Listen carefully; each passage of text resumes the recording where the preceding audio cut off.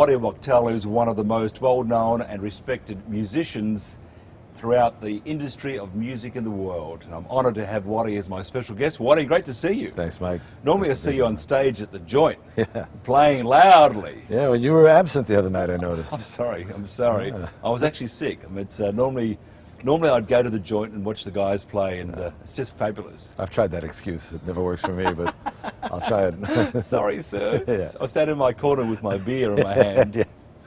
The Joint, first of all, I should ask other things, but the Joint is, it's legendary in Los Angeles. Tell us about how you guys got together. We've been at the Joint for 9 years. Prior to that, we started at a club down the road called the Mint. Mm-hmm. We did one night there. We did the next week. We played another night.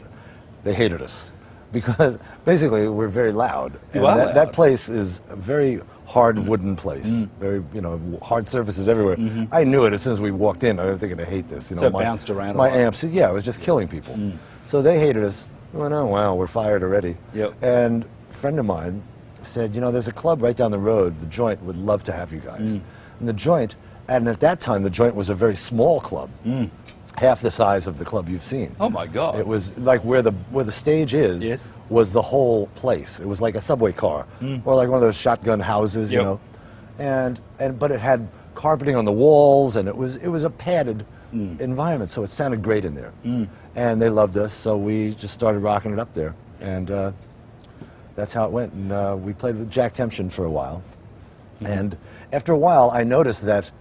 And then we brought in Bernard, and between Terry and Bernard and myself, I started picking songs for guys that people were really responding to. We became like the best cover band in the world, basically. And so all of a sudden, the original material of Jack's thing, Jack is an incredible songwriter, but he has a lot of mid-tempo kind of songs, and it got to a place where the rock and roll was becoming more important, and so we had to have a parting of the ways. Bernard called it the mutiny the other night, actually, because I just said, look, I gotta draw a line in the sand here. I need to rock and roll more than I need to be up here doing the pretty ones. And you've had a lot of great musicians also. We've had an incredible array of Ronnie Wood, Johnny Rivers. I wasn't there when Woody was there, actually, but Johnny was one of the first people that came with us. He was great. But I mean, Keith has been there. Keith Richards has been there several times. Robert Plant's been on the stage. Roger Daltrey, Neil. The great thing about Neil was my bass player Rick, who works with Neil, said, "Now listen, Neil's coming down to the club tonight, but he doesn't want to play. I said, "All right, fine, whatever. Doesn't want to play. Okay, fine." So Neil comes in, and I said, "Hey, man, how are you? We hadn't seen each other in a while. We're talking." And I said, "Now listen, Rick told me you don't want to play. That's fine. But in case you change your mind, I just happen to have a brand new black Les Paul with a Bigsby on it upstairs for you." He goes, "With a wang bar?" That's what you call one of them things. He goes, "With a wang bar?" I said, "Yeah, with a wang bar." He goes, "Really?" He goes, "I might have to try that out." I said, "Yeah, I thought you might." And I said, "And I've taught the band your song, Everybody Knows This Is Nowhere." He goes, "You know that song?" I said, "Yeah, I love that." He goes, "That's a good song, isn't it?" I said, "Yeah, it's pretty good." So we did Down by the River for 35 minutes. It was astounding. It was just amazing.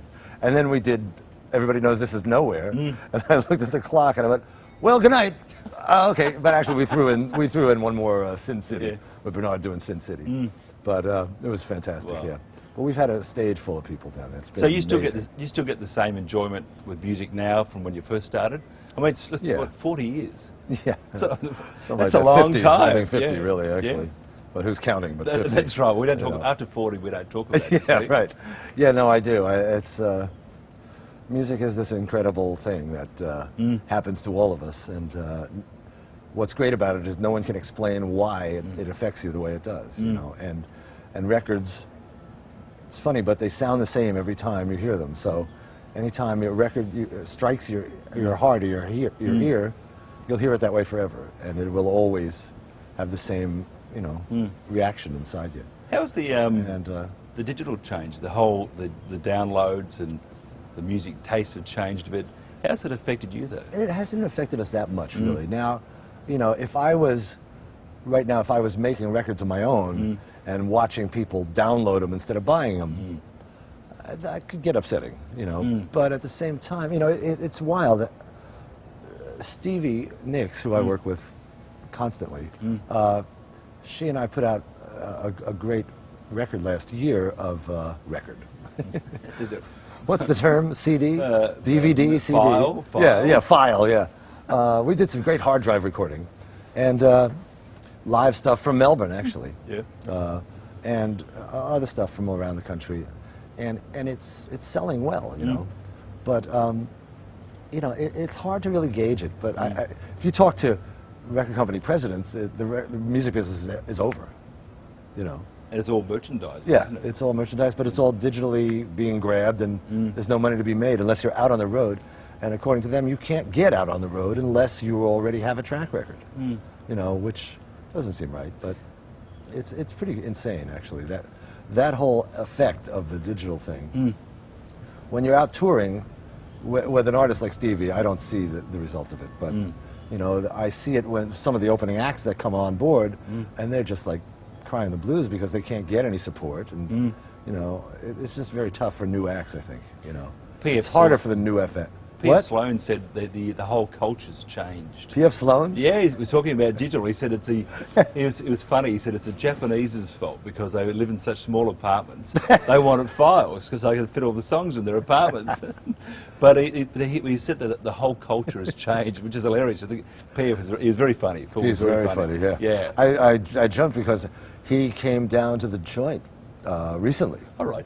I can't remember why it was, but someone called me and said, Phil Sloan wants to come down tonight. I said, yeah, sure, fine, whatever.